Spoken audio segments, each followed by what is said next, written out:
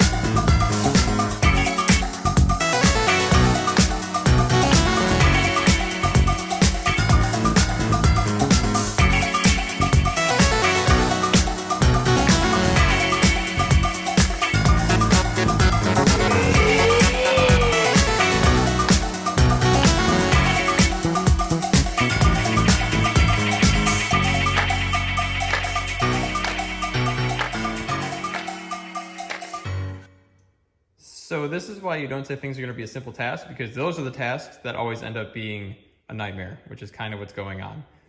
So I have the fan and the clutch on. Those were pretty easy.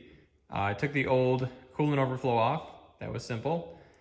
I had to take the intake charge pipe and the upper radiator hose off in order to get this shroud in. But obviously I wanted to drain the radiator because it was a full system. Unfortunately, that's the drain plug. As you can see, there are hardly any threads left on it, so that's not going back in. So that's issue number one. Issue number two is with the overflow here. So the mounts sort of kind of don't really line up.